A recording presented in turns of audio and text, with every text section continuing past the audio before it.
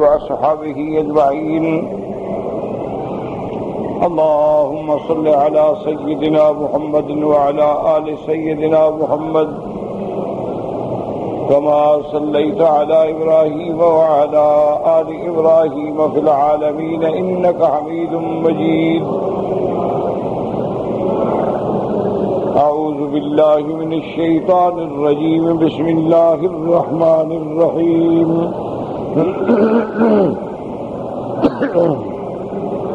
ووصينا الإنسان بوالديه حسنا وإن جاهداك لتشرك بي ما ليس لك به علم فلا تطعهما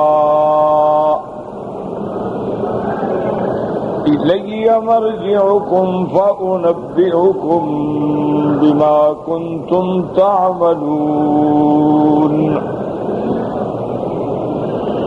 والذين آمنوا وعملوا الصالحات لندخلنهم في الصالحين.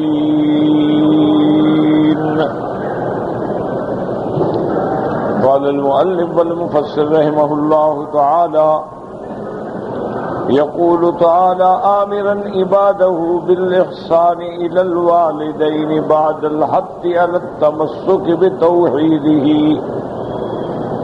فإن الوالدين هما سبب وجود الإنسان ولهما عليه غاية الإحسان، فالوالد بالإنفاق والوالدة بالإشفاق. ولهذا قال تعالى: وقضى ربك ألا تعبدوا إلا إياه وبالوالدين إحسانا. إما يبلغن عندك الكبر أحدهما أو كلاهما فلا تقل لهما أف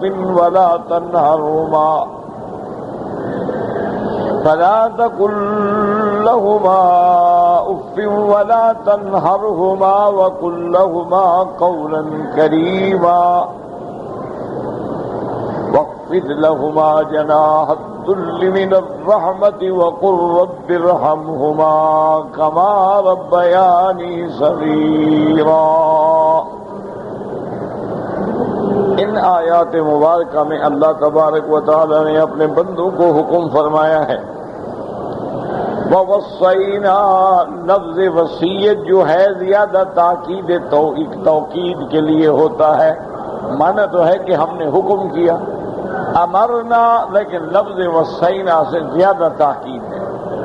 اللہ نے اپنے بندوں کو تاکیداً حکم دیا ہے کہ اپنے والدین سے بھلائی کریں، والدین سے فرما برداری کریں. اور اللہ تبارک و تعالی نے والدین کو اتنا بڑا مقام بخشا ہے کہ خالق حقیقی اللہ کی ذات ہے، لیکن تخلیق مجازی کا سبب جو ہے وہ والدین ہیں، کہ پیدا کرنے والا تو اللہ کی ذات ہے لیکن اسباب کی حد تک والدین ہیں. تو لہذا والدین کے اتنے احسان ہیں کہ کسی حالت میں بھی اولاد ادا نہیں کر سکتی. تو اس لیے حکم ہے کہ اپنے والدین سے بھلائی کرو. وَوَصَّيْنَا الْإِنسَانَ بِوَالِدَيْهِ حُسْنًا، حسن مصدر ہے، مبالغہ ہے، یعنی احسان. ہر حال میں ان کی اطاعت کرو، ہر حال میں ان کی فرما برداری کرو، حتیٰ کہ اگر والدین کافر بھی ہیں لیکن ان کا احترام کرنا ہوگا. ان کے لیے زندگی میں دعائیں بھی کریں کہ اللہ ان کو ہدایت دے. اس لیے حدیث مبارک میں آتا ہے کہ جب ابو سفیان مدینہ منورہ میں آئے اس وقت اسلام نہیں لائے تھے، یعنی کافر. اور آپ کی بیٹی جو ہے بی بی ام حبیبہ رضی اللہ تعالی عنہا، یہ زوج النبی صلی اللہ علیہ وسلم، حضور کی بیوی ہے. کیونکہ ام حبیبہ نے ہجرت کی تھی حبشہ کی طرف.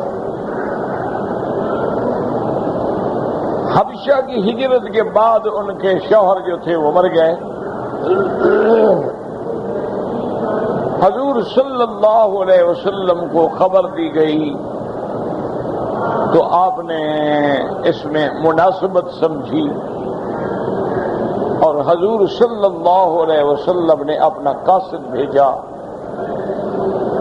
بادشاہ نجاشی کو، حبشہ کے بادشاہ کو قاصد بھیجا کہ میں چاہتا ہوں کہ آپ میرے طرف سے بی بی ام حبیبہ کو پیغام دیں اور میرا نکاح اگر وہ قبول کرے تو نکاح کریں. بادشاہ نجاشی نے سیدہ ام حبیبہ رضی اللہ تعالی عنہا کو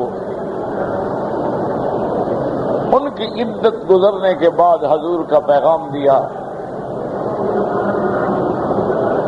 تو بی بی صاحبہ نے اس پیغام کو قبول فرما لیا اور حضور کے نکاح کرنے پہ راضی ہو گئی.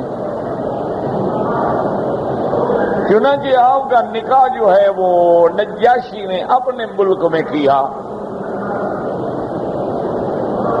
اور حق المہر جو ہے وہ بھی اپنی طرف سے 400 دینار ادا کی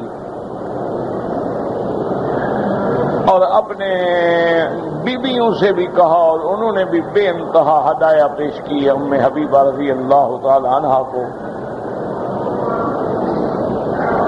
اور پھر بعد میں بادشاہ نجاشی نے بی بی ام حبیبہ کو بڑے اکرام سے، اعزاز سے اور ہدایہ اور تحائف سے مزین فرما کے مدینہ منورہ کی طرف بھجوایا. تو یہ نکاح بی بی ام حبیبہ کا یعنی حبشہ میں ہوا اور بادشاہ نجاشی کی طرف سے ہوا اور حق المہر بھی اسی نے ادا کی، حضور صلی اللہ علیہ وسلم. اب ام حبیبہ رضی اللہ تعالی عنہا جب مدینہ منورہ میں آ گئی، حضور کی بیوی ہیں، امہات المؤمنین ہیں. ابو سفیان جب مدینے میں آئے گو وہ اس بات پہ راضی نہیں تھے کیونکہ وہ کافر تھا اور بی بی ام حبیبہ مسلمان تھی، لیکن پھر بھی آخر بیٹی ہے تو وہ سیدھا بیٹی کے گھر میں آئے. تو روایات میں موجود ہے کہ اس وقت جو کپڑا بچھا ہوا تھا یعنی حضور کا بستر، تو بی بی ام حبیبہ نے جلدی سے اس بستر کو لپیٹا. تو ابو سفیان نے یہ سمجھا کہ شاید یہ سادہ کپڑا ہے اور سادہ بستر ہے اور میرے قابل نہیں سمجھا گیا، اس لیے میری بیٹی لپیٹ رہی ہے، میرے لیے اور کوئی اچھی چیز بچھائے گی. تو جب بی بی نے نہ بچھایا تو وہ حیران ہوئے، پوچھا کیا وجہ ہے؟ اس نے کہا کہ بات یہ ہے ابو سفیان تم میرے باپ ہو لیکن ھذا فراش رسول اللہ صلی اللہ علیہ وسلم، یہ رحمت دو عالم کا بستر ہے اور آپ کافر ہیں اور مشرک ہیں اور اسلام میں مشرک پلید ہوتا ہے. ایک پلیدی جو ہے نا ظاہری ہوتی ہے، گندگی لگ گئی بندہ پلید ہو گیا، ایک معنوی پلیدی ہوتی ہے، شرک و کفر کی پلیدی. یہی وجہ ہے کہ آج بھی ہمارے جو بھائی ہندوستان سے آتے ہیں عمرے اور حج پہ، ان سے آپ پوچھ سکتے ہیں کہ ہندو ہیں، بڑے صاف ستھرے رہتے ہیں اور لازماً صبح کو وہ اشنان کرتے ہیں، اس کے باوجود بھی ان کے وجود میں ایک بدبو ہے، وہ محسوس یہ ہوتا ہے کہ مانوی طور پہ یہ کفر کی کو بدبو ہے.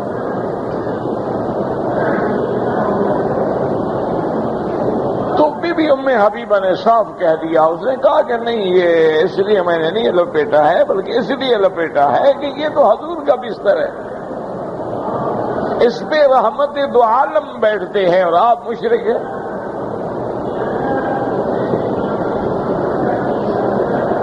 تو ابو سفیان کو یہ بات بڑی ناگوار گزری اور اس نے کہا کہ ام حبیبہ تم نے مسلمان ہونے کے بعد اخلاقی روایات بھی بھلا دیا. میں نے کہا اخلاقی روایات کی بات نہیں ہے، دین ایمان کی بات ہے.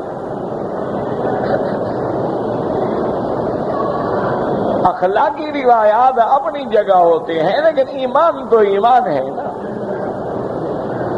اس پر تو کسی سے سمجھوتا نہیں کیا جا سکتا.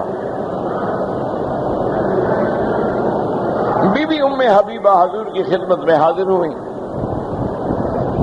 اور انہوں نے کہا کہ یا رسول اللہ قادم ابی، میرا ابا آیا ہے، وہ ہوا مشرک کافر ہے.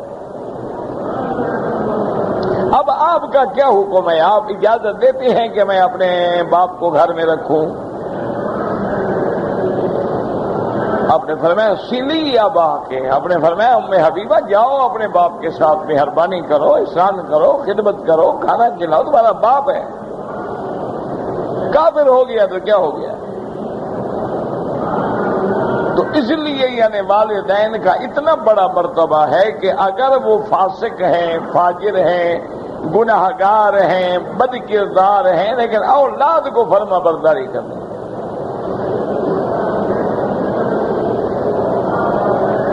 اسی لیے جب سیدنا ابراہیم الخلیل جو ابو الانبیاء والمرسلین ہیں،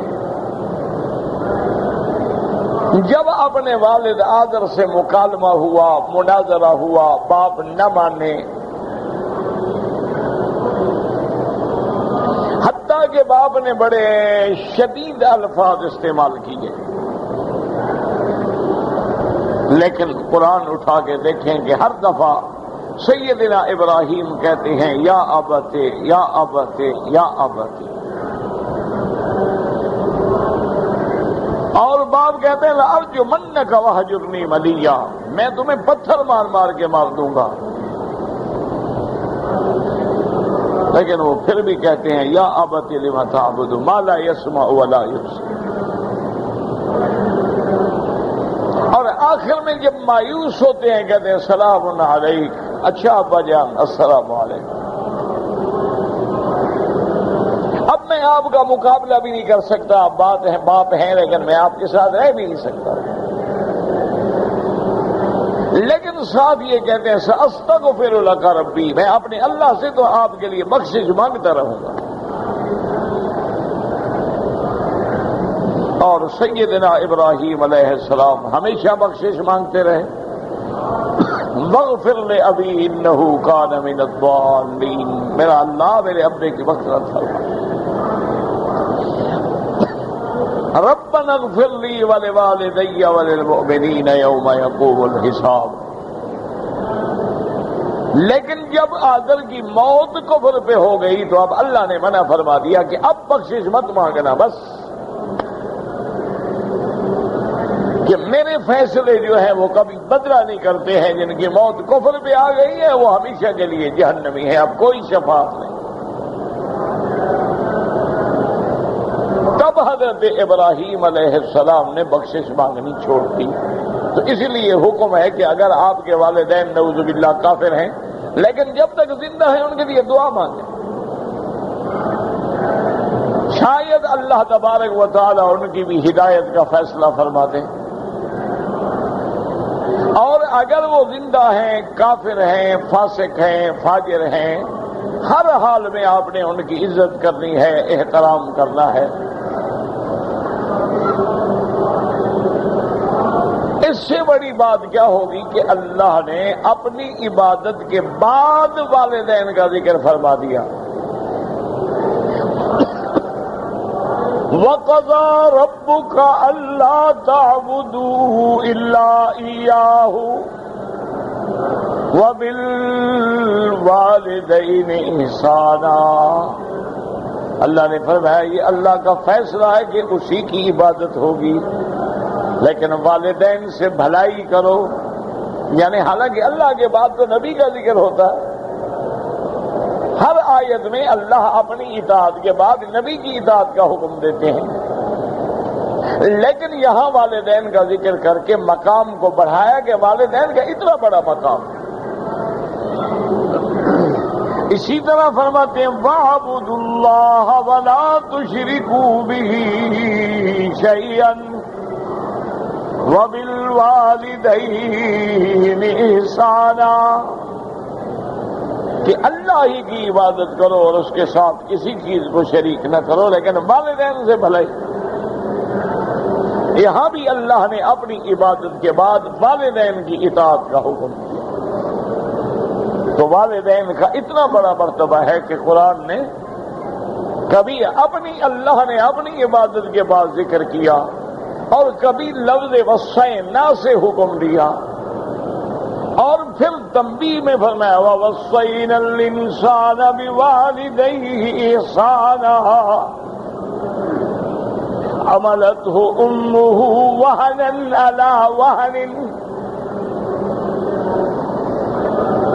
اللہ نے پھر ہمیں یاد دلایا کہ بندے دیکھو تمہاری والدہ نے کتنا تمہارا کمزوری کے باوجود بوجھ اٹھایا ہے، مشقت اٹھائی ہے، تمہیں اپنے پیٹ میں رکھا ہے، پھر مراحل ولادت سے گزری ہے، پھر مراحل رضاعت سے گزری ہے۔ تم اس کی شفقتوں کو یاد کرو کہ جب تم چھوٹے تھے تم ساری رات اسے جگاتے تھے اور ماں 1 منٹ کے لیے بھی نہیں سوتی، اور اگر بچے نے پیشاب کر دیا ہے، بستر گیلا ہو گیا ہے، بچے کو اٹھا کے خشک جگہ پہ لٹائے گی، آپ وہاں لیٹ جائے گی۔ تو والدین کا اتنا بڑا مرتبہ ہے کہ اللہ یاد دلا رہے ہیں کہ میرے بندے دیکھو تو صحیح تمہاری ماں نے کیسی کیسی مشقتیں برداشت کی۔ اور اسی طرح پھر یاد رکھیں کہ والدین میں جو مرتبہ ہے وہ ماں کا زیادہ بڑا ہے باپ سے۔ رحمت دو جہاں سے جب پوچھا گیا مرتبے کے بارے میں تو آپ نے فرمایا امک، تیری والدہ کا مرتبہ۔ اس نے کہا ثم من یا رسول اللہ، اس کے بعد آپ نے فرمایا امک، تیری ماں کا رتبہ ہے۔ صحابی نے پھر تیسرے دفعہ پوچھا ثم من یا رسول اللہ، آپ نے فرمایا امک، تیری ماں کا مرتبہ ہے۔ تو اس لیے مفسرین، محدثین، علماء کرام رحمت اللہ علیہم لکھتے ہیں کہ حضور نے 3 دفعہ ماں کا ذکر کیا اور 4تھے دفعہ باپ کا ذکر کیا۔ اس کی وجہ یہ ہے کہ ماں کے لیے 3 ہی مراحل ہیں۔ ایک مرحلہ حمل ہے کہ بچے کو پیٹ میں لے کے پھر رہی، اب وہ بیچاری کوئی ایسی چیز کھاتی نہیں کہ میرے بچے کو تکلیف نہ ہو، وہ تیز نہیں چلتی کہ میرے بچے کو تکلیف نہ ہو، وہ سیڑھیاں نہیں چڑھتی کہ میرے بچے کو تکلیف نہ ہو۔ تو ہر حال میں 9 مہینے تک اپنے بطن میں محفوظ رکھنا کوئی آسان بات تو نہیں ہے۔ اور پھر وہ مرحلہ ولادت سے گزرتی ہے جو موت اور حیات کا وقت ہوتا ہے کہ پتہ نہیں اب بچے گی یا نہیں بچے گی۔ یعنی جب عورت کے ہاں ولادت ہوتی ہے تو یہ ایسا مرحلہ ہوتا ہے گویا وہ موت دیکھ رہی ہے، کوئی پتہ نہیں ہوتا ہے کہ اب وہ بچے گی، زندہ بھی رہے گی یا نہیں رہے گی۔ یہ دوسرا مرحلہ ہے۔ اور تیسرا مرحلہ ولادت کے بعد ہے کہ 2.5 سال تک مقام رضاعت ہے، مدت رضاعت ہے، وہ دودھ پلاتی ہے۔ اس دور میں بھی اسے فکر ہے تو بچے کی فکر ہے، میں نے غلط چیز کھا لی تو بچہ تکلیف ہوگی، آدھی رات ہے تھکی ہوئی ہے سوئیے، بچہ ذرا روئے گا اٹھ کے فوراً بیٹھ جائے گی۔ اس لیے جو کہ والدہ 3 مراحل سے گزرتی ہے، حضور نے بھی 3 دفعہ ماں کا مرتبہ بلند کیا اور 4تھے مقام پہ فرمایا کہ ابا کا تیرا باپ۔ اور اسی طرح والدین کا اتنا بڑا مقام ہے کہ ایک دفعہ 3 آدمی تھے، سفر کر رہے تھے، بارشوں کا زور ہو گیا تو اپنے آپ کو بچانے کے لیے وہ ایک پہاڑ کی غار تھی اس کے اندر چلے گئے کہ بارش سے بچ جائیں، طوفان سے بچ جائیں۔ خدا کی شان یہ ہے کہ طوفان ہوا کا ایسا آیا کہ اوپر سے ایک بہت بڑی چٹان گزری جو اس غار کے منہ پہ آ کے ایسے بند ہو گئی۔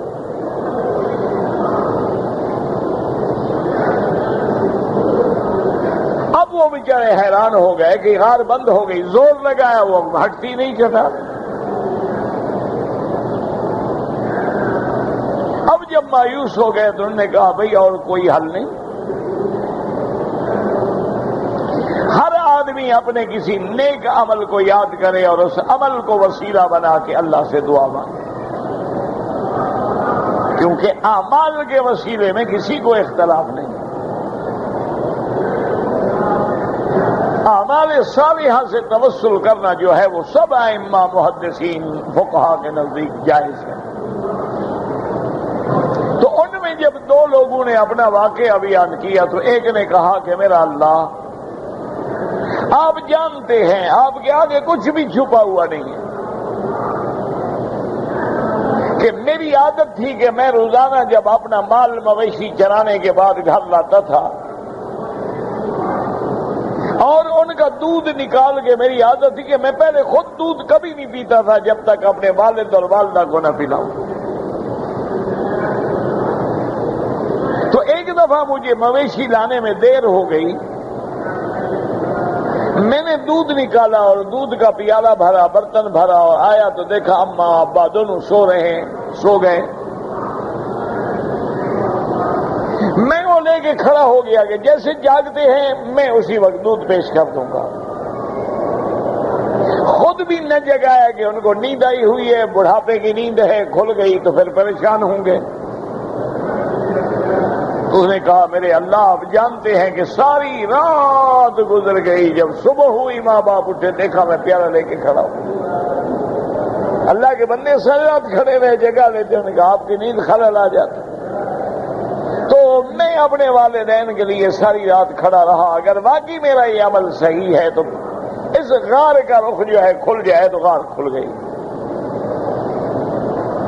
تو والدین کا مقام جو ہے وہ اتنا بڑا مرتبہ ہے، اتنی بڑی عظمت ہے۔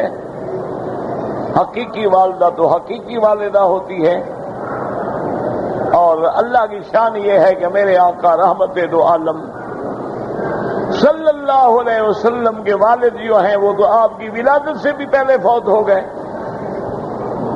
یعنی آپ نے تو باپ کو دیکھا ہی نہیں ہے، ابھی آپ اس دنیا میں تشریف نہیں لے آئے تھے کہ والد فوت ہو گئے، اور والدہ بھی ابھی آپ کی 7 سال عمر تھی فوت ہو گئی، اور اس 7 سال میں بھی تقریباً 3 ساڑھے 3 سال کا عرصہ جو ہے بی بی حلیمہ کے پاس گزرا ہے۔ لیکن حضور صلی اللہ علیہ وسلم کا یہ احترام دیکھیں کہ صحابہ فرماتے ہیں کہ جب مقام جعرانہ پر غنائم حنین کی تقسیم کے لیے حضور رکے ہوئے تھے تو فرماتے ہیں کہ ایک بوڑھی عورت آئی، لاٹھی ٹیکتے ہوئے آئی، تو حضور صلی اللہ علیہ وسلم نے استقبال کیا اور اپنی چادر کندھے سے اتار کے بچھا کے اس بڑھیا کو بٹھایا، اور اس کے بعد اس بوڑھی نے کہا کہ یا رسول اللہ فلاں کو چھوڑ دیں، فرمایا چھوڑ دیا، فلاں کا مال بھی واپس کر دیں، فرمایا وہ بھی واپس کر دیا۔ تو صحابہ کہتے ہیں ہم حیران ہو گئے، یہ کون ایسی عورت ہے کہ حضور اس کے لیے چادر بچھا رہے ہیں، اور یہ کون ایسی عورت ہے کہ جو بات بھی کر دیا تو کہتے ہیں ٹھیک ہے یہ بھی کر دیا، حضور یہ درخواست ہے یہ بھی پوری ہو گئی۔ تو حیران ہوئے، بعد میں جب پوچھا تو آپ نے فرمایا اللہ کے بندے یہ میری والدہ تھی جس نے مجھے دودھ پلایا تھا، یعنی رضائی ماں کا بھی اتنا بڑا حق ہے کہ حضور نے وعدے کر دیا ایک تیری حقیقی ماں ہے اور ایک تیری رضائی ماں ہے، رضائی ماں کے بھی وہی حقوق ہیں جو حقیقی ماں کے ہیں۔ اللہ تبارک و تعالی نے انسان کو والدین کی فرما برداری کے لیے بہت بڑے احکام دیے، اور اسی طرح یہ حکم دیا ہے کہ اگر والدین بوڑھے ہو گئے، دونوں بوڑھے ہو گئے یا ایک بوڑھا ہو گیا، تو اللہ نے فرمایا کبھی ان کی باتوں کا برا نہ مانا کرو، کبھی ان کے سامنے نخوت سے اف نہ کیا کرو، ہمیشہ نرمی سے پیش آؤ، ہمیشہ تواضع سے پیش آؤ، ہمیشہ ان کی باتوں کا لحاظ رکھا کرو، اور ان کے لیے ان کی زندگی میں بھی اور ان کی موت کے بعد بھی دعائیں کیا کرو کہ یا اللہ آپ بھی ان سے اسی طرح مہربانی کر جیسے انہوں نے میرے ساتھ مہربانی کی۔ جیسے انہوں نے شفقت کی ہے، رحمت کی ہے، رافت کی ہے میرے بچپن میں، آپ بھی ان سے مہربانی کا معاملہ فرمائیں۔ اور اسی طرح یاد رکھیں کہ بعض محدثین اور علماء کرام نے لکھا ہے کہ اگر اللہ تبارک و تعالی معاف فرمائے، اور ایک صحیح حدیث مبارک میں بھی آتا ہے کہ اگر والدین اپنی اولاد کے لیے بد دعا کر دیں تو فوراً منظور ہو جاتی ہے۔ یعنی اگر والدین نعوذ باللہ تنگ آ گئے، جیسے آج کے دور میں نافرمان اولادیں ہیں، جیسے آج کے دور میں بالکل والدین کا احترام ختم ہو گیا ہے، اگر والدین نے غصے میں آ کے اپنی اولاد کے لیے کبھی بد دعا کر دی تو وہ فوراً پوری ہو جاتی۔ اس کی وجہ کیا ہے کہ اللہ نے قرآن میں فرمایا ہے کہ جو مضطر ہوتا ہے، مجبور ہوتا ہے، جو بالکل حالت اضطرار میں آ کے پریشان ہو کے مجھ سے دعا مانگتا ہے، میں سنتا ہوں، تو والدین اولاد کے لیے کبھی بد دعا نہیں کریں گے جب تک کہ پریشانی کی آخری حدوں کو نہ پہنچ جائیں۔ جب اولاد کی نافرمانی اسے ہزار دفعہ درگزر کریں گے، لیکن جب اولاد انتہا پہ پہنچ جاتے تو مجبور ہو کے بد دعا کریں تو پھر اولاد کی ہلاکت جو ہے وہ یقینی ہے۔ اسی طرح علماء نے لکھا ہے کہ جن لوگوں نے اپنے والدین کی فرما برداری کی ہے، آئندہ ان کی اولاد بھی فرما برداری کرے گی، اور جنہوں نے اپنے والدین کی نافرمانی کی ہے ان کی اولاد بھی نافرمانی کرے گی۔ اور اسی طرح یاد رکھیں، اللہ تبارک و تعالی رحمت فرمائے کہ ایک بہت بڑے مرتبے کے آدمی ہیں اور تابعی ہیں، لیکن موت کے وقت زبان بند ہے۔ پتہ کیا گیا کہ والدہ زندہ ہے، انہوں نے کہا والدہ زندہ ہے۔ انہوں نے پوچھا کہ کیا تم اپنے بیٹے سے راضی ہو؟ انہوں نے کہا نہیں میں ناراض ہوں۔ انہوں نے کہا اگر تم ناراض ہو پھر بیٹا تو جہنم جا رہا ہے۔ پھر بھی ماں نے معاف کیا تو اللہ نے ان کی زبان کو کھولا اور زبان پہ کلمہ جاری ہوا۔ اس لیے والدین کا اتنا بڑا مقام ہے کہ اگر والدین ناراض ہوں تو سوء خاتمے کا بھی خطرہ ہے کہ خاتمہ انسان کا خراب ہو جاتا ہے۔ اور اسی طرح میرے آقا نے رحمت دو عالم نے، محبوب دو عالم سیدنا محمد مصطفیٰ صلی اللہ علیہ وسلم نے فرمایا کہ قیامت کی نشانیوں میں ایک نشانی یہ بھی ہے کہ لوگ اپنے دوستوں کے بڑے وفادار ہوں گے، دوستوں کے بڑے فرما بردار ہوں گے، لیکن والدین کے نافرمان۔ آج آپ دیکھ لیں کہ لوگ دوستوں کے ساتھ ساری رات بیٹھے، دوستوں کے لیے قربانی دے رہے ہیں، دوستوں کے لیے ہدیے بھیج رہے ہیں، لیکن ماں باپ کو نہیں پوچھتے۔ تو یہ علامات قیامت میں سے ایک علامت ہے۔ لیکن اس کے ساتھ یہ بھی اللہ نے مسئلہ سمجھا دیا کہ والدین کی فرما برداری کریں، والدین کی خدمت کریں، والدین کی اطاعت کریں، اور آپ کا جو کچھ بھی ہے گویا میرے آقا نے جیسے فرمایا کہ انت ومالک لابیک، کہ تم بھی اور تمہاری کمائی جو ہے وہ بھی سب تمہارے والدین، کہ اگر تیری کمائی میں والدین کو ضرورت ہے تم انکار نہیں کر سکتے، چونکہ تم ان کی کمائی ہو تو تمہاری کمائی تو بھی ان کی کمائی ہوئی۔ اس لیے حکم ہے کہ انت ومالک لابیک، تم بھی اور تمہارا مال بھی تمہارے ماں باپ۔ لیکن اس کے ساتھ اللہ نے ایک ہدایت جاری کر دی کہ خدا نہ کرے والدین کافر ہیں اور وہ اپنی اولاد کو مجبور کرتے ہیں کہ تم اسلام چھوڑ دو، تو اب ہم والدین کی فرما برداری نہیں کریں گے۔ اسی طرح والدین بے دین ہیں، اب وہ اپنی اولاد کو کہتے ہیں کہ آؤ یار بیٹھو، کلب چلو، ڈرنک کرو، شراب پیو، تو پھر ہم اطاعت نہیں کریں۔ اسی طرح والدین جو ہے نعوذ باللہ اگر کسی گناہ کے لیے کہیں گے تو ہم نہیں مانیں گے۔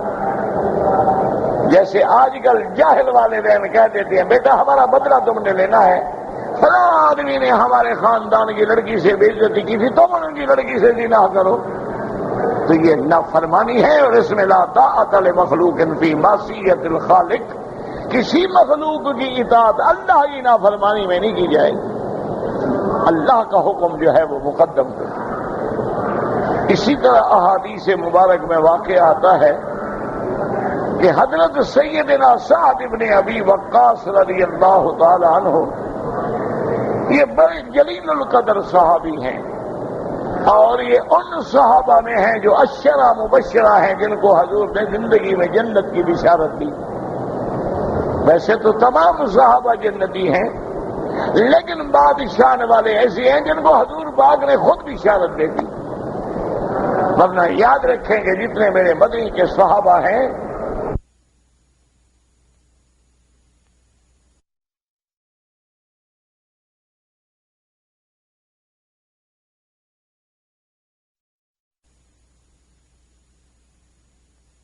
رضی اللہ عنہم ورضوا عنہ، لیکن ان میں بعض ایسے شان والے ہیں کہ جن کو حضور نے زندگی میں جنت کی بشارت دی، تو حضرت سعد ان لوگوں میں ہیں جو عشرہ مبشرہ میں ہیں۔ یہ جب ایمان لے آئے، اللہ کی شان یہ ہے کہ ان کی والدہ مشرکہ تھیں، کافرہ تھیں، اس کو پتہ لگا کہ تمہارا بیٹا تو مسلمان ہو گیا ہے، انہوں نے کہا اچھا۔ اس نے اپنے بیٹے حضرت سعد کو بلایا اور کہا کہ اسلام چھوڑ دو، انہوں نے کہا نہیں اماں میں اسلام نہیں چھوڑ سکتا۔ ماں زور لگاتی رہی، جب حضرت سعد بالکل نہ مانے تو ایک دن اس کی ماں نے کہا کہ واللہ لا آکل ولا اشرب، میں نہ کھاؤں گی نہ پیوں گی، بھوکی مر جاؤں گی جب تک کہ میرا بیٹا اسلام نہ چھوڑے۔ تو روایات میں موجود ہے، بعض علماء نے 1 دن لکھا ہے اور بعض نے 3 دن لکھے ہیں۔ حضرت سعد نے بڑی منت کی کہ اماں جان اپنے آپ کو ہلاکت میں نہ ڈالو، نے کہا بیٹا میں نے قسم کھا لی ہے، جب تک تم اسلام نہیں چھوڑو گے نہ میں کھاؤں گی نہ پیوں گی، ایسے مر جاؤں گی اور قیامت تک تمہارے اوپر داغ لگے گا کہ یہ اپنی ماں کا قاتل ہے، اس کی وجہ سے ماں مر گئی۔ تو حضرت سعد نے کہا کہ اماں جان پھر سن لو، اگر اللہ تمہیں 100 دفعہ بھی زندگی دے اور 100 دفعہ تم بھوکی پیاسی مر جاؤ تو میں برداشت کر سکتا ہوں، لیکن دین محمد مصطفیٰ نہیں چھوڑ سکتا۔ کھانا ہے کھا لو، نہیں کھانا تمہاری مرضی۔ تو اس کے بعد انہوں نے کھانا شروع کیا، تو حضرت سعد نے اپنے دین کو نہیں چھوڑا۔ اس لیے اللہ پاک نے بھی قرآن میں وضاحت کر دی کہ اگر والدین تمہیں شرک پہ مجبور کریں، اگر والدین تمہیں کفر پہ مجبور کریں فلا تطیعہما، پھر ان کی اطاعت نہ کرنا۔ الی مرجعکم، تم سب نے ہماری طرف لوٹ کے آنا ہے۔ فأنبئکم بما کنتم تعملون، پھر ہم تمہیں بتلائیں گے تم نے کیا کیا۔ بتلانے کا معنی یہ نہیں ہے کہ بتائیں گے، معنی سزا دیں گے کیا کیا ہے۔ اور جو لوگ ایمان لے آئے اور اعمال صالحہ کیے ہیں، اللہ نے فرمایا کہ ان کو پھر ہم اپنے عباد صالحین میں داخل کرتے ہیں۔ اللہم اجعلنا من عبادک الصالحین برحمتک یا ارحم الراحمین۔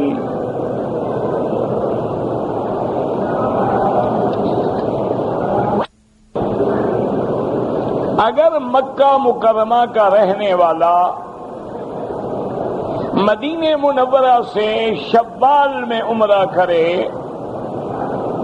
تو اکثر ائمہ کرام فرماتے ہیں اگر اسی سال حج کرے تو حج تمتع ہوگا۔ امام ابو حنیفہ رحمۃ اللہ علیہ فرماتے ہیں کہ حج تو تمتع نہیں ہوگا، حج تمتع ان لوگوں کا ہوتا ہے جو باہر سے آتے ہیں، یہ تو مکے کے رہنے والا ہے۔ ذالک لمن لم یکن اہلہ حاضر المسجد الحرام، تمتع اور قران تو ان کے لیے ہے جو مکے کے رہنے والے نہ ہوں، یہ تو مکے کے رہنے والا ہے۔ یہ تو ویسے چلا گیا مدینہ منورہ. وہ فرماتے ہیں اس کو عمرہ نہیں کرنا چاہیے تھا اشہر حج میں، اس لیے اس کو دم دینی پڑے گی کہ اس نے عمرہ کیوں کیا، لیکن تمتع نہیں ہوگا. اور بعض ائمہ کرام فرماتے ہیں کہ اشہر حج میں عمرہ بھی ہو گیا ہے، حج بھی ہو گیا، تو گویا تمتع ہو گیا، وہ تمتع کی بکری دے گا، یعنی حج تو ہوگا اس کا. امام ابو حنیفہ رحمۃ اللہ علیہ کے نزدیک حج مفرد ہوگا، دم جبر ہوگی. اور امام شافعی رحمۃ اللہ علیہ اور حنابلہ رحمہ اللہ کے نزدیک اس کا تمتع ہوگا.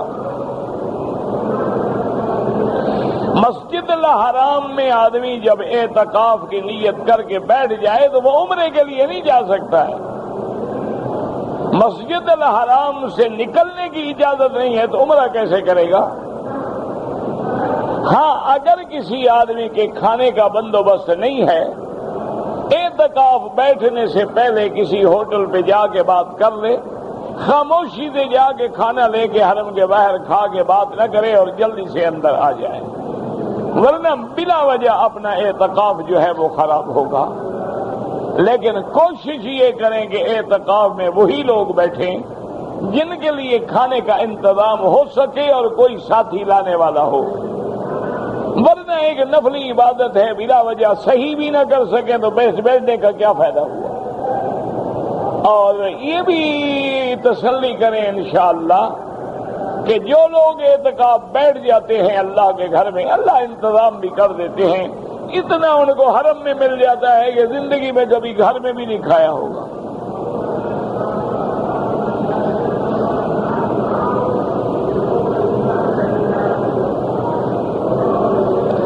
اگر روزہ کی حالت میں کوئی بندہ سو گیا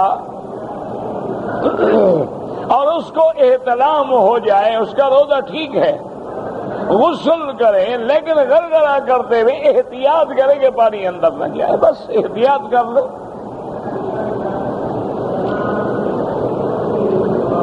نکاح سے پہلے لڑکا اور لڑکی ایک دوسرے کو دیکھ سکتے ہیں، دیکھ سکتے ہیں.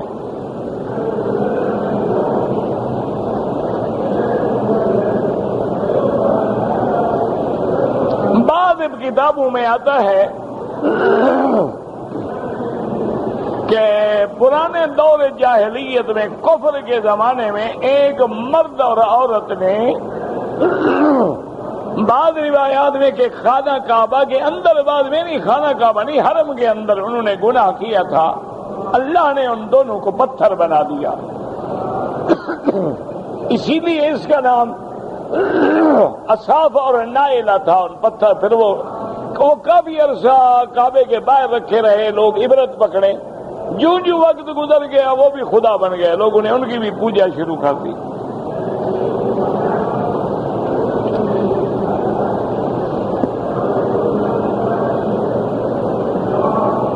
اگر صفا مروہ کرنے سے پہلے جو ہم نے حجر اسود کو استلام کر کے جانا ہے، بھول گیا کوئی بات نہیں.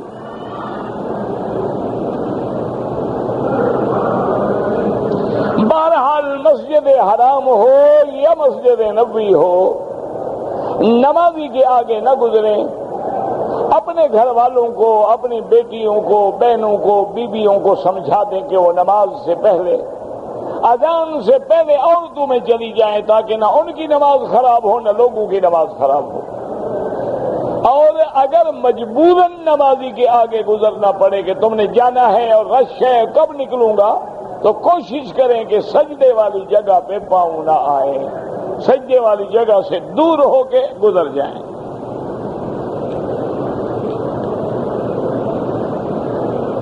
اگر احرام کے دوران میں وضو کرتے ہوئے داڑھی کا بال ٹوٹ گیا، کچھ بھی نہیں ہوتا.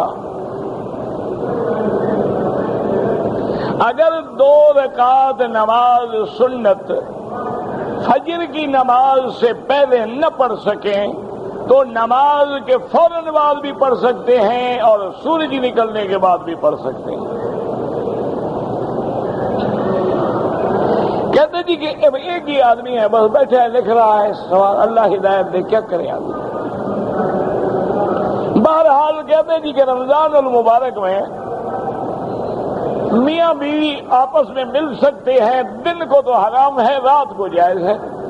احل لکم لیلۃ الصیام الرفث الی نسائکم، یہ تو قرآن کا مسئلہ ہے کہ اللہ نے رات کو جو ہے حلال کیا۔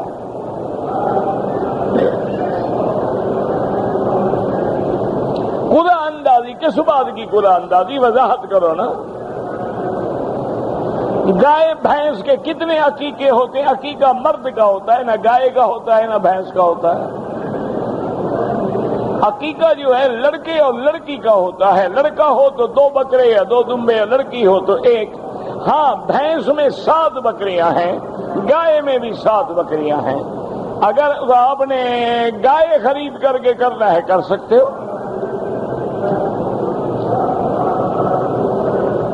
آب زمزم بیٹھ کے پیئیں تو جائز ہے، کھڑے ہو کے پیئیں تو جائز ہے، لیکن یہ کوئی مسئلہ نہیں ہے کہ جب زمزم آئے کھڑے ہو جاؤ، کھڑے ہو کے پینا ہے، بیٹھ کے پینا ہی نہیں۔ یہ تو بالکل غلط بات ہے۔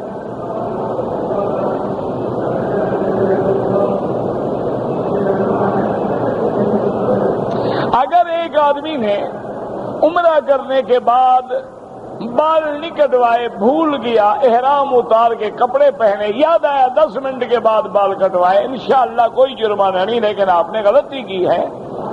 اور اگر ایسی بات ہو جائے تو پھر وہ سلے ہوئے کپڑے اتار کے دوبارہ احرام کی چادریں پہن کے پھر بال کٹوائے۔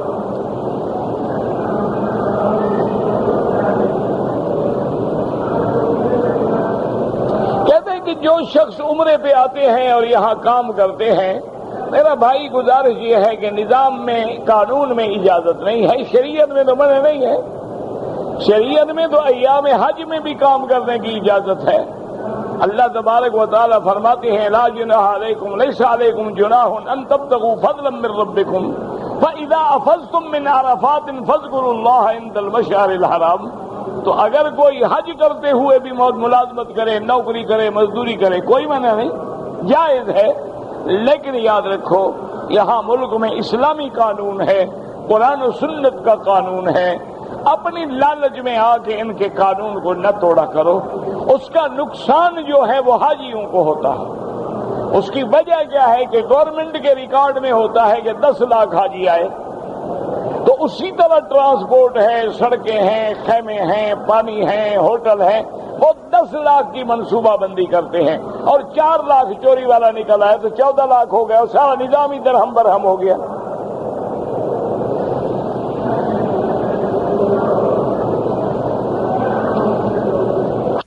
آدمی زندہ ہے، آپ اپنے لیے عمرہ طواف کریں، اس کے لیے دعا کریں۔ آپ نے عمرے میں بنیان پہن رکھی تھی، یاد آیا اتار دی، کوئی جرمانہ نہیں ہے۔ آپ نے صفا مروہ کے 14 چکر لگائے، یہ غلط ہے۔ صفا سے شروع کرو اور مروہ پہ ختم کرو۔ آپ نے صفا سے شروع کر کے صفا پہ ختم کیا ہے، خلاف سنت ہے۔ لیکن بعض علماء فرماتے ہیں کہ گویا 7 ادا ہو گئے، باقی 7 جو ہیں فضول گئے۔ نماز قضاء عمری کیسے ادا کی جاتی ہے؟ سب سے پہلے توبہ کریں، اللہ توبہ سے گناہ معاف فرما دیں گے، اور اس کے بعد جتنی یاد ہو سکے پڑھتے رہیں، نفل کے بجائے قضا پڑھتے رہیں۔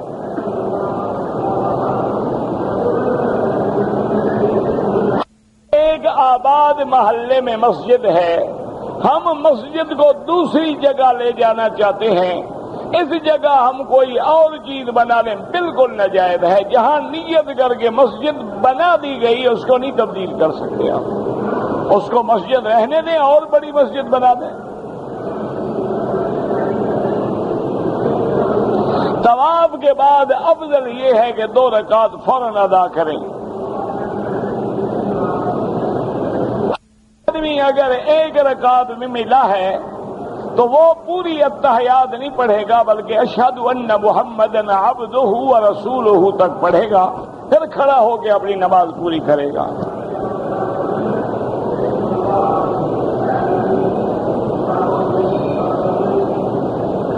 رمضان کے مہینے میں اپنی لڑکی کو افطاری کا بڑے دھوم دھام سے دیتے ہیں، یہ رواج ہے، رسم ہے، اسلام کے ساتھ اس کا کوئی تعلق نہیں۔ صرف کو ہریرہ نام نہیں رکھا جا سکتا، یہ تو کنیت ہے حضرت کی، ابی ہریرہ، عبد الرحمن ابن صخر الدوسی کنیت ہے ابی ہریرہ۔ نہ تمہیں ہریرہ نام رکھنے کا شوق کیا ہے؟ بلی بننا چاہتے ہو نا کیا؟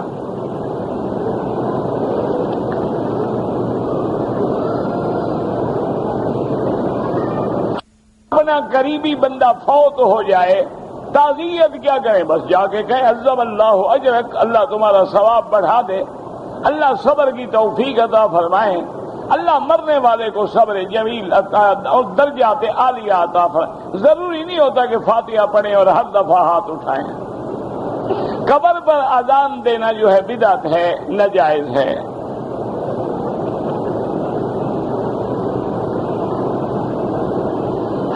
ایک عورت نے میقات سے نیت کر لی مدینہ منورہ سے، راستے میں حیض آ گیا، مکے میں رہی، کمرے میں دن پورے کیے، حالت احرام میں پاکی کے وقت جب پاک ہونے لگی تو جو عورت کے زائد یعنی بال ہیں زیر ناف وہ بھی صاف کیے، دم پڑ گئی۔ جب تک احرام سے نہ نکلے بال تھوڑے صاف کر سکتی ہو۔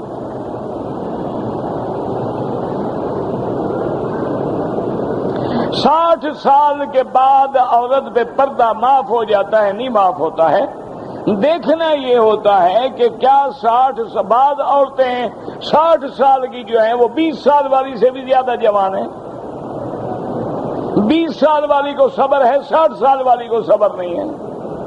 یہ تو حالات ہیں، اس لیے قرآن نے عمر نہیں لکھی، فرمایا لا یرجون نکاحا، کہ جن کی خواہشیں نفسانی باقی نہ رہے، یعنی اب اس کو مرد کی خواہش ہی نہیں رہی، اس کے لیے بھی رعایت ہے، یہ نہیں کہ پردہ چھوڑ دے۔ شعبان کی رات میں بہت ساری روایات ضعیف ہیں، احادیث ضعیفہ میں فضیلت آئی ہے، لیکن کسی صحیح حدیث مبارک میں فضیلت کا ذکر نہیں آیا ہے۔ باقی اس کو یہ سمجھنا کہ اس میں لیلہ مبارکہ یہی ہے اور رزق تقسیم ہوتا ہے، یہ غلط ہے، وہ لیلۃ القدر میں ہوتا ہے۔ تو اس لیے ویسے 15 شعبان کا پورا مہینہ میرے محبوب عبادت کرتے تھے، سب سے زیادہ نفلی روزے حضور شعبان میں رکھتے تھے۔ آپ عبادت کریں، تلاوت کریں، طواف کریں، ہمت کریں، کوئی مسئلہ نہیں۔ منع یہ ہے کہ وہ چیزیں جو اس رات میں صحیح روایات سے ثابت نہیں وہ نہ گھڑیں۔ اسی طرح 27 رجب کی رات کے بارے میں کوئی روایت نہیں ہے، اور یہ بھی کوئی یقینی بات نہیں ہے کہ 27 رجب میں ہی معراج ہوا تھا۔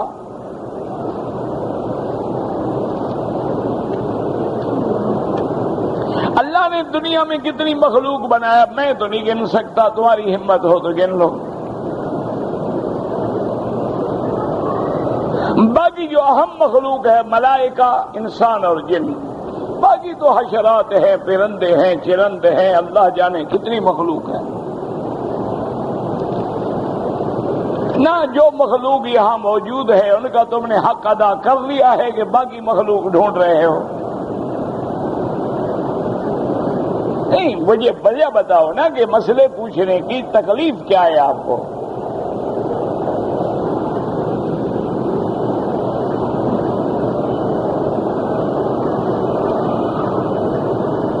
حضور کو دنیا میں سب سے پہلے بھیجا؟ بالکل نہیں بھیجا، سب سے آخر میں بھیجا۔ کس نے کہا سب سے پہلے بھیجا؟ حضور تو آخری نبی ہیں، نبی اول تو حضرت نوح ہیں، نبی آدم بھی ہے لیکن اول رسول ارسلا حضرت نوح ہیں۔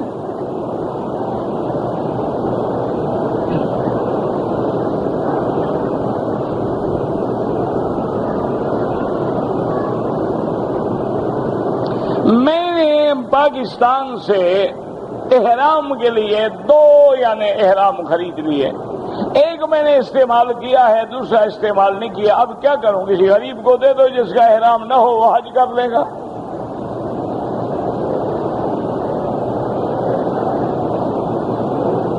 اور کسی کام میں بھی لگا سکتے ہیں۔ ہاں بالکل، اپنا ٹاول بنا لے، نہانے کے کام لگائے، جو مرضی ہے دے، آپ کی چیز ہے۔ نماز کے دوران اگر وضو ٹوٹ جائے بالکل چھوڑ دو، بغیر وضو کے نماز کیسے ہوگی؟ بغیر وضو کے نماز نہیں ہوتی، فوراً نماز چھوڑ دے۔ کوئی عورت اپنے والدین کے لیے عمرہ کرے بالکل کرے۔ عمرے کرنے کے بعد مرد یا عورت ہو نہانا ضروری ہے؟ کیوں عمرہ کرنے سے آدمی پلید ہو جاتا ہے کیا؟ نہ، عمرہ کرنا برا کام ہے کہ اب نہائے ضروری؟ کیوں نہایا؟ عمرے سے پہلے نہانا تو سنت ہے، بعد میں اگر ویسے چاہو کہ بال چھال نہ پڑے تمہاری مرضی ہے، کوئی حکم تو کوئی نہیں۔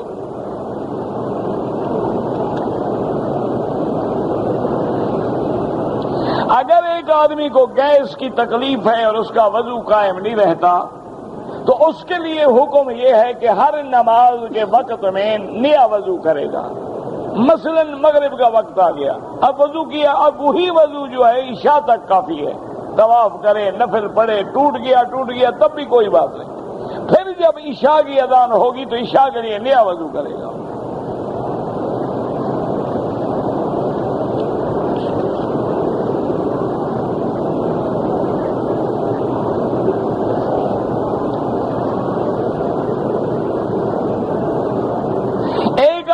طائف سے آیا، مکہ پہنچنے کے بعد پھر مسجد عائشہ کیا، عمرہ کیا، دم پڑ گئی، میقات گزر گیا، یہاں میقات طائف ہے۔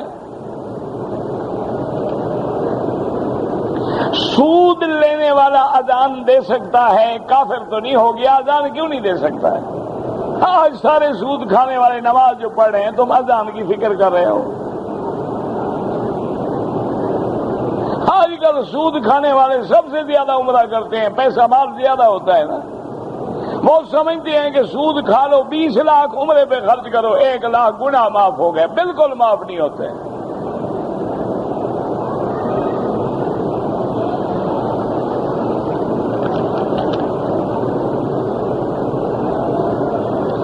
دس دن کے بعد معلوم ہوا کہ ہم نے 5 دن کے بعد مدینہ جانا، تب بھی مسافر رہے آپ؟ کیوں؟ آپ کو پتہ ہی نہیں کتنا رہنا ہے۔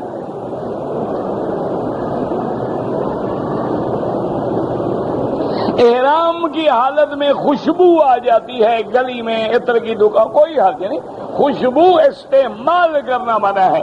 اب یہ تو نہیں گزر رہے ہو، آ گئی تو آ گئی۔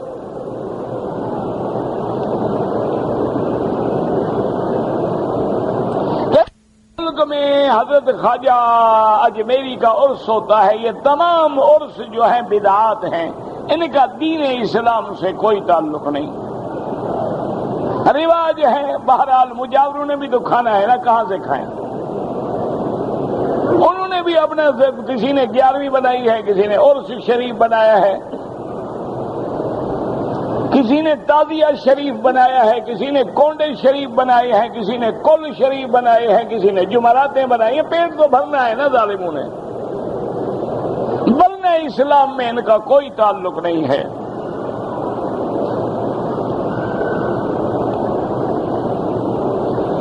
میرا بھائی پاکستان سے آیا تھا، میں بھائی کو جدہ ایئرپورٹ لینے کے لیے گیا تھا۔ آپ کے لیے کوئی عمرہ ضروری نہیں، حجر اسود کے سامنے ایک ہاتھ اٹھائیں کوئی مسئلہ نہیں، 2 اٹھائیں کوئی مسئلہ نہیں۔ مظلوم کی مدد اللہ بھی کرتے ہیں، اللہ چاہے تو فرشتے کے ذریعے بھی کریں۔ اگر کسی مرد نے بی بی عائشہ کی مسجد سے احرام باندھا ہے کوئی حرج نہیں۔ حضرت عبداللہ ابن زبیر نے بھی عمرہ کیا ہے۔